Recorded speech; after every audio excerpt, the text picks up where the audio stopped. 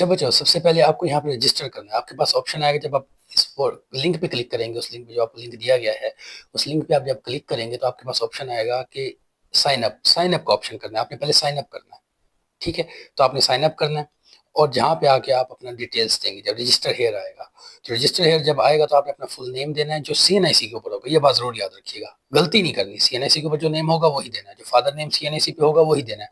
अपना अपना नंबर देना है, इसके साथ अपनी ईमेल देनी है जो एक्टिव हो। वहाँ पे वेरिफिकेशन आया करेंगी, वहाँ पे आपको ईमेल्स आया करेंगी यूजर्स की तरफ से। और इसके अलावा आपके पास सीएनआईसी है, बे फार्म है, ये आपकी कैटेगरी सिलेक्ट करनी है जो भी आपके पास है, ठीक है। जो भी आपके पास आपकी आइडेंटिटी है आपने वो सिलेक्ट करनी है। और उसके बाद आपने अपना बे फार्म नंबर डाल देना है। जो सीएनएसी बेफाम नंबर और सीएनएसी नंबर एक ही होता है, वैसे बेफाम नंबर ही बाद में जाके सीएनएसी नंबर बनता है, तो एक ही बात है।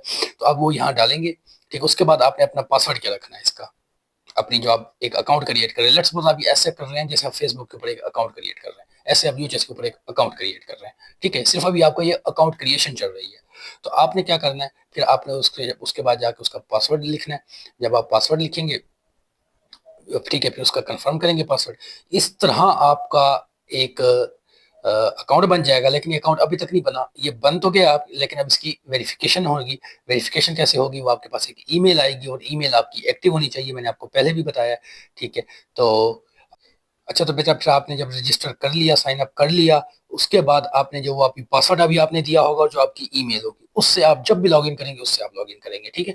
ईमेल डालेंगे, जो अभी आपने पासवर्ड अभी लिखा था जिसको आपने कंफर्म किया था वो डालेंगे, तो आपके पास ये ऐसा इंटरफेस आ जाएगा। जब ऐसा इंटरफेस आ जाएगा, इसका इसका मतलब ये है कि आपकी जो आपने जीमेल दी थी उसके अंदर एक आपको ईमेल भेजी गई है वेरिफिकेशन। जब तक आप वो वेरीफाई नहीं करेंगे तो आपका अकाउंट आगे नहीं प्रोसीड करेगा। जब आप वेरीफाई कर लेंगे तो आपके पास ऐसा इंटरफेस आ जाएगा, ये आपका वेरिफिकेशन हो गई है। आपने सारी इंस्ट्रक्शन कंप्लीटली पढ़नी है, ठीक है। ये एक तरह से डिस्क्लेमर है यूएचएस की तरफ।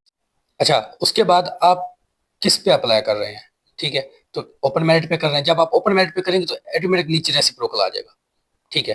क्योंकि ओपन रेसिप्रोकल ही ओपन मेरिट होता है दूसरे प्रोविंस के अंदर यूएचएस के स्टूडेंट्स के लिए, ठीक है। फिर आपको अगर डिसेबिलिटी के लिए कर रहे हैं, अंडर डेवलप के लिए कर रहे हैं, वो भी आप साथ साथ अप्लाई करेंगे अगर आप कर रहे हैं तो। वरना मोस्टली तो ओपन मेरिट और रेसिप्रोकल पे कर रहे होते हैं। लेकिन अगर आपको कोई और कोटा है, स्टूडेंट्स डिसेबिलिटी का कोटा है, अंडर डेवलप का कोई कोटा है, आपके पास चोलिस्तान का, ओवरसीज का, जैसे ही आप अप्लाई कर रहे हैं उसमें से आप ऐसे क्लिक कर देंगे, ठीक है। एक से ज्यादा कैटेगरी पे अप्लाई हो सकता है, लेकिन आपको आगे रिक्वायर्ड डॉक्यूमेंट्स ज्यादा देने होंगे, साफ ज़ाहिर है, वो एक आगे की बात है। अच्छा, तो अब जब आप आगे चलेंगे तो फर्स्ट जो आपको रिक्वायरमेंट देनी है वो अपनी जो पर्सनल डिटेल्स है, जिसके अंदर ईमेल आपकी पहले लिखी होगी, फिर आपके मेल हैं फीमेल हैं जो हैं आप वो लिखेंगे, डेट ऑफ बर्थ लिखेंगे अपनी, फिर एरिया ऑफ रेजिडेंस के आप देहात में रहते हैं या शहर में रहते हैं, लाइक अर्बन या रूरल जहाँ आप रहते हैं वो लिखेंगे, ठीक है।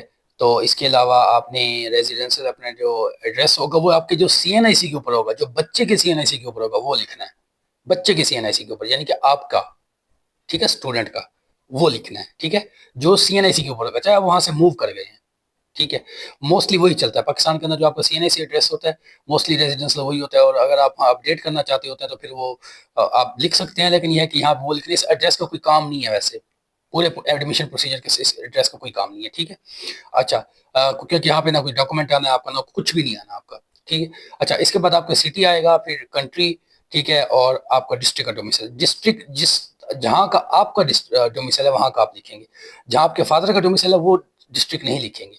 जो आपका अपना डोमिसाइल है वो आप वो लिखेंगे। पंजाब के 36 जिलों में जहाँ भी आपका डोमिसाइल है, जिस डिस्ट्रिक्ट का भी आप वो लिखेंगे। बच्चे का डोमिसाइल लिखा जाता है, यानी कि स्टूडेंट का डोमिसाइल लिखा जाता है, ठीक है। तो आपने वो लिखना है यहाँ पे।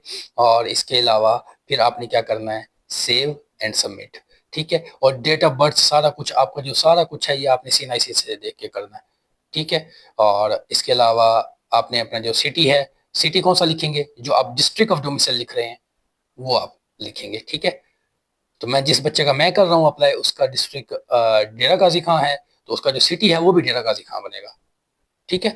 तो इसी तरह कंट्री जो है वो पाकिस्तान, साफ है डेरा गाजी खान पाकिस्तान में आता है। इसके अलावा आपने हर प्रोसीजर बड़े ध्यान से करना है। वैसे एप्लीकेशन तो इसको बाद में आप एडिट भी कर सकते हैं, बट अभी से ही आप एहतियात से कर लें सब कुछ। फिर आप सबमिट भी क्लिक करने से पहले एक दफ़ा आप थोड़ा सा पीछे से जाके अपनी तस्वीर भी अपलोड कर लें, जो कि मैंने नहीं की थी। अब मैं जाके तस्वीर अपलोड करूंगा तभी जाके ये आगे जाके सेव एंड सबमिट होगा, ठीक है। अगर लेट सपोज कोई प्रोसीजर है, एक और बात याद रखिएगा, जो आप लेट सपोज ये जो आपके रेड डॉट लगा हुआ है, सिटी के ऊपर रेड डॉट लगा हुआ है, या आपके फादर के सीएनआईसी के ऊपर रेड डॉट लगा हुआ है लेट सपोज, तो वो इसका मतलब है कि कंपलसरी है। आपने वो कंपलसरी करना, उसके बगैर एप्लीकेशन आगे प्रोसीड नहीं होगी। जिसके आगे नहीं लगा होगा तो वो ऑप्शनल है आपके लिए, ठीक है।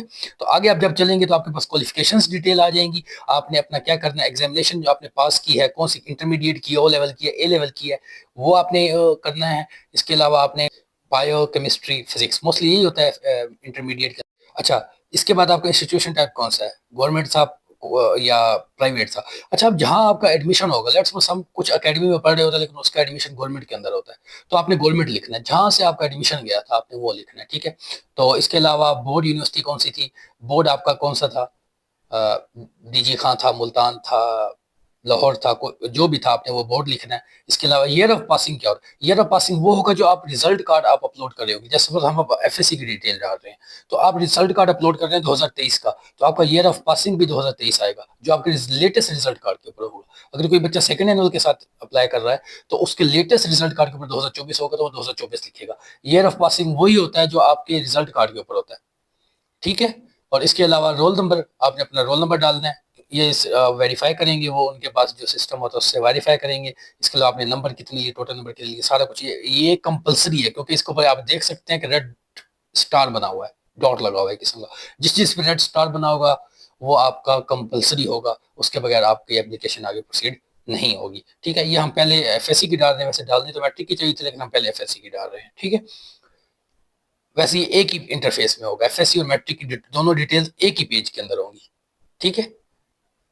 तो आपने ये सारा प्रोसीजर जब आपके पास सामने रिजल्ट कार्ड पड़ा होगा उससे देख के सब कुछ आपने करना है। एफएससी का रिजल्ट कार्ड पड़ा होगा तो एफएससी की डिटेल आप डाल रहे हैं, ठीक है। तो हम इस बच्चे का रोल नंबर छुपा देंगे ताकि आप इनके, बस मार्क्स तो वैसे कुछ नहीं होता, वो तो वैसे उसके अंदर आ जाया करता है। लिस्ट के अंदर जब आप प्रोविजनल लिस्ट लगती है तो उसके अंदर आ जाता है। यहाँ पे आपको एक वो दे रहा है कि डिस्क्लेमर, आपके पास 60% है तो आप अप्लाई कर सकते हैं। साफ ज़ाहिर है, अब कोई 33% वाला तो कर नहीं रहा होगा। अच्छा, मार्क्स ऑब्टेन है, ये तो वैसे वो प्रोविजनल लिस्ट में नंबर आ जाते हैं, ठीक है। तो इस बच्चे का ईयर ऑफ पासिंग 2021 था, क्योंकि इसकी एफएससी 2021 की है, ठीक है। तो माशाल्लाह 1066 नंबर है, बच्चे के बड़े अच्छे नंबर है।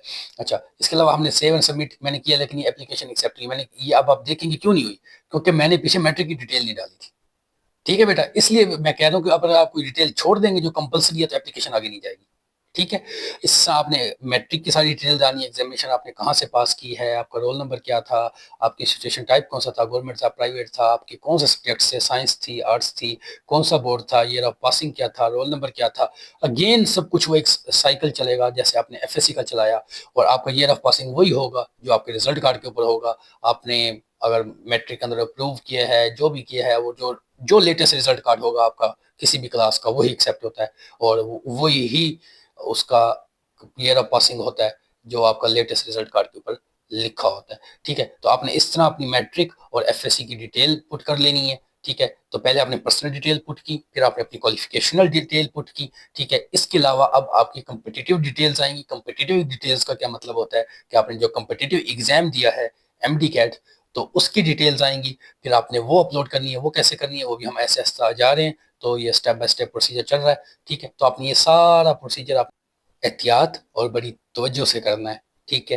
तो कोई इसमें जल्दी करने की आपको ज़रूरत नहीं है, अभी आपके पास 6 से 7 दिन 8 दिन पड़े हुए हैं, ठीक है। और वैसे भी ये पूरा कंप्लीट प्रोसीजर आधे घंटे का है, कोई ज़्यादा टाइम नहीं लेता, ठीक है। तो हमने बच्चे के नंबर डाल दिए हैं, अब आपने उनका फुल जो मार्क्स होते हैं, अब आपके 1100 मैट्रिक वाले थे या 1200 वाले हैं, अब जो भी नंबर आपके हैं आपने वो डाल लेना है, ठीक है। इसके अलावा अब हम चले गए हैं कम्पिटिटिव एग्जाम्स की तरफ। तो कम्पिटिटिव एग्जाम आपका क्या था, एमडी कैट था। एमडी कैट का आपका रोल नंबर क्या था, आप किस सेंटर के अंदर पे, सिर्फ आपको सेंटर ये नहीं बताना सिटी, आपको सिर्फ प्रोविंस बताना है कि किस प्रोविंस के अंदर हुए थे आप, पंजाब के अंदर हुए थे, कहाँ हुए थे, उसका कोई वो नहीं है, मसला नहीं है। और 2023 का आपको पता है एमडी कैट का रिजल्ट एक्सेप्टेबल है, तो आप वो भी अप्लाई कर सकते हैं। और इसके अलावा आप 2024 का आप वो भी ऑफ कोर्स उस पर तो आप कर ही सकते हैं।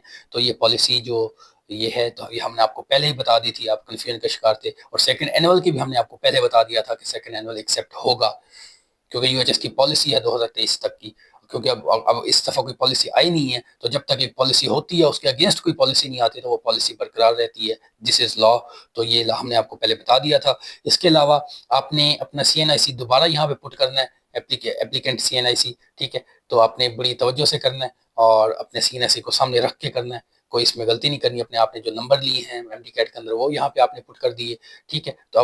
तो आप जब भी किसी एक इंटरफेस से दूसरे इंटरफेस में जाने लगे तो एक दफ़ा रीड ज़रूर कर लें पीछे आपने क्या पुट किया डिटेल्स, तो ठीक है। तो अब हम आप करेंगे इसको सेव एंड सबमिट, तो पीछे क्या होता जाएगा, सेव होता जाएगा, ठीक है। तो ये डिलीट नहीं होगा पीछे से। तो सेव एंड सबमिट। अब आपने preference list, most important topic, preference list की तरफ आ गए हम। तो अब आपने सारी इंस्ट्रक्शन आपने पढ़ ली है, आपने क्लिक करना है। इसके अंदर आपको सब कुछ वो कह रहा है कि मैंने इंस्ट्रक्शन आपकी क्या क्या इंस्ट्रक्शन है कि आपने कॉलेज जब सिलेक्ट कर रहे होंगे तो आपकी जो ये हतमी फहरिस्त होगी, आप डेडलाइन के बाद आप इसको हम क्लेम नहीं करेंगे। इसके अलावा दूसरी बात यह कि आप सारी की सारी गर्ल्स 17 मेडिकल कॉलेजेस को देंगी और बॉयज़ जो होंगे वो 16 के 16 मेडिकल कॉलेज को देंगे। और इसके बगैर अगर आपने एक कॉलेज भी छोड़ दिया तो एप्लीकेशन आगे नहीं जाएगी, आपको सारी की सारी कॉलेज सिलेक्ट करने पड़ेंगे। और अभी तो यूएचएस की वेबसाइट के अंदर ग्लिच आ रहा है, और ग्लिच क्या आ रहा है कि रेसिप्रोकल की आप कैटेगरी तो सेलेक्ट कर लेते हो बट वो कॉलेजेस नहीं आ रहे, वो आप बाद में भी एडिट कर सकते हो, तो उसके अंदर कोई मसला नहीं है, ठीक है। कॉलेज के अंदर प्रेफरेंस बाद में भी आप डाल सकते हो, ठीक है। तो आपने और नारोवाल मेडिकल कॉलेज के हवाले से आपने जो अंडरटेकिंग देनी है वो भी आपने अंडरस्टूड पढ़ लिया, ऊपर ये सारा कुछ ये लिखा हुआ था, और आगे जाके आपको अंडरटेकिंग देनी भी है अलहदा से, ठीक है। तो अब मैं आपको बताऊंगा कैसे देनी है वो। आप जैसे जैसे आप ये कॉलेज सेलेक्ट करते जाएंगे, लेट्स सपोज मैं इस बच्चे का सिलेक्ट किया किंग एडवर्ड, ठीक है। उसके बाद मैंने लामा इकबाल किया, फिर मैंने सिम्स किया है, ठीक है। तो इस तरह मैंने इसकी एक कैटेगरी सिलेक्ट की है, ठीक है। प्रेफरेंस बनाई है इसकी, ठीक है। कैटेगरी तो मैंने इसके ऊपर मेरिट और रेसिप्रोकल की है, तो इसके साथ, ठीक है। और इसके साथ जब आप ऊपर सेलेक्ट करते जाएंगे तो नीचे प्रेफरेंस में आता जाएगा, 1 नंबर पे आपने ये रखा है, 2 नंबर पे आपने ये रखा है, तीसरे नंबर पे आपने ये रखा है, चौथे नंबर पे ये रखा है, नीचे आता जाएगा, ठीक है। तो ये इधर से भी आपकी जो राइट साइड के ऊपर रिसेट के साथ आप देखिए कॉर्नर पे लिखा हुआ है 4/16, 5/16, ये साथ साथ कॉलेज सेलेक्ट करता जा रहा हूँ मैं और साथ साथ होता जा रहा है, ठीक है। तो ये नीचे आता जाएगा, एक दफा आपने नीचे जरूर देखते जाना है, ठीक है। तो इस तरह आपने कॉलेज की प्रेफरेंस रखनी है। और जो लो मेरिट मेडिकल कॉलेज होगा तो उसको गलती से ऊपर ना रख दीजिएगा, अगर आप दिल से नहीं रखना चाहते, गलती से ना रखिएगा, दिल से रखना चाहते हैं तो दिल से रख दें। वरना लो मेडिकल कॉलेज है, लेट्स सपोज आप डीजी खां को किंग एडवर्ड के ऊपर रख दें और आपका मेरिट किंग एडवर्ड का हो और आप जाना किंग एडवर्ड चाहते हो, तो ये आप अपने साथ ज्यादती कर रहे हैं, क्योंकि आपका फिर डीजी खां में ही आएगा। बट फिर अगर आपने इसको बाद में एडिट ना किया और सबमिट से पहले एडिट ना किया तो, ठीक है। तो इस तरह आपने अपने 16 मेडिकल कॉलेज लड़के सेलेक्ट कर लेंगे और 17 मेडिकल कॉलेज लड़कियां सेलेक्ट कर लेंगी। 17 मेडिकल कॉलेज किस लिए लड़कियां सेलेक्ट की, क्योंकि नारोवाल मेडिकल कॉलेज अंदर उसके आ जाता है। वैसे तो टोटल ही 16 है यूएचएस के अंदर, 17 जो नारोवाल मेडिकल कॉलेज उसको भी उन्होंने साथ में ऐड कर दिया। इस तरह आपने अपनी सारी प्रेफरेंस लिस्ट बना लेनी है, और ठीक है, ये आपका इंटरफेस भी कंप्लीट हो गया। अच्छा, तो अब आप देखेंगे कि जैसे जैसे हम कॉलेज सेलेक्ट करते जा रहे हैं, नीचे आप देखेंगे ये सारी प्रेफरेंस आती जा रही है। आपने preference number 1 King Edward, preference number 2 Allama Iqbal medical college, ठीक है। ये सारी की सारी प्रेफरेंस बन गई हैं। तो अब आपने क्या करना है, सेव एंड सबमिट, ठीक है। अब आप ये देखो, लेट्स सपोज मैंने यहाँ पे सेव एंड सबमिट किया लेकिन वो नहीं हुआ, क्यों नहीं हुआ, क्योंकि मैंने एक कॉलेज छोड़ दिया था। आप हर कॉलेज सेलेक्ट करेंगे तभी आपकी जो एप्लीकेशन है वो आगे प्रोसीड करेगी। आपको ये बात क्लियर होगी, 16 के 16 बॉयज करेंगे, 17 के 17 लड़कियां करेंगी, तभी जाके वो आगे एप्लीकेशन प्रोसीड होगी, अदरवाइज नहीं होगी। अच्छा, तो आपने वो इंटरफेस कंप्लीट कर लिया प्रेफरेंस वाला। अब आ गया आपका डॉक्यूमेंट वाला। आपने डॉक्यूमेंट कैसे अपलोड करना है, आपने सारी ऊपर इंस्ट्रक्शन पढ़नी है। फिर आपको कहेगा कि आप I have read the instruction carefully, तो आपने कंप्लीट इंस्ट्रक्शन आपने पढ़नी है, ठीक है। तो अब आपने क्या करना है कि एक एक डॉक्यूमेंट आपने उठाना है, 1 MB से कम होना चाहिए। उसके ऊपर आप पहले से एक कर लें कि आप मैट्रिक अपलोड करने जा रहे हैं, उसकी फाइल का नाम मैट्रिक लिख दें, ठीक है। अब आपने क्या करना है, यहाँ पे 2 ऑप्शन है कि फ्रंट साइड भी करें और बैक साइड भी करें। दूसरी जो ऑप्शन है बैक साइड, वो ऑप्शनल है। फ्रंट तो आपको करनी ही करनी है, सेकंड जो बैक साइड है वो आप करें ना करें उससे कोई मसला नहीं होगा। अगर आपके अगर आपके डॉक्यूमेंट्स की अटेस्टेशन बैक साइड से हुई हुई है तो आप बैक साइड भी अपलोड करेंगे।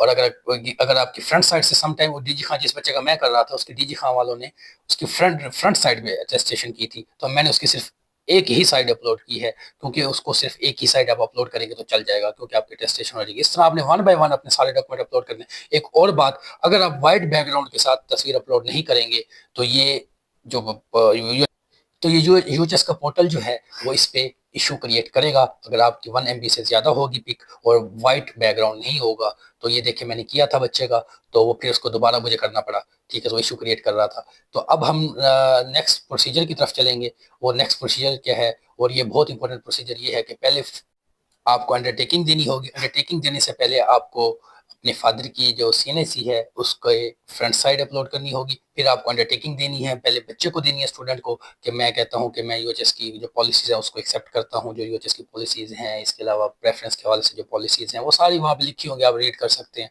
ठीक है। और इसके साथ साथ फिर आपके फादर को देनी होगी अंडरटेकिंग।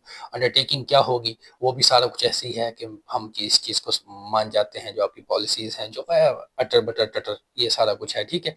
तो ये सारा कुछ यही है। और उसके अलावा नारवाल मेडिकल कॉलेज के हवाले से आपको अंडरटेकिंग देनी है।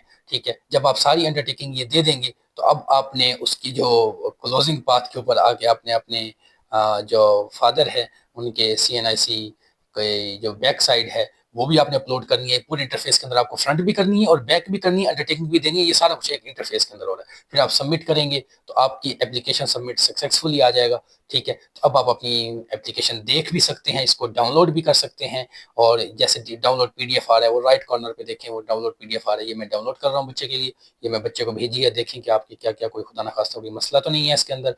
और अगर कोई मसला हो भी सही तो एडिट हो सकता है जब तक ये एप्लीकेशन पोर्टल क्लोज नहीं होता। अब देखिए इसकी एप्लीकेशन जो अभी पेंडिंग है, क्योंकि मैंने इसका फाइनल सबमिट नहीं किया, वो आखिर में आता है फाइनल सबमिट, अभी आपने नहीं करना। आपने जाके वो 14 जनवरी को कर दीजिएगा फाइनल सबमिट। इसका चलान स्टेटस है वो भी पेंडिंग है, क्योंकि मैंने अभी इसकी फीस पे नहीं की, और इसकी फीस कैसे पे करते हैं वो मैंने आपको बता दिया कि ऑनलाइन ऐसे कैसे फीस पे करते हैं, वो मेरे चैनल के ऊपर मौजूद है, आप वो देख सकते हैं। ठीक है। तो बच्चों इस तरह आपने अपना प्रोसीजर आपने कंप्लीट करना है। और इसके अंदर कोई भी आपको कोई मसला कुछ परेशानी हो रही हो तो आप इस वीडियो के कमेंट सेक्शन में पूछ सकते हैं। और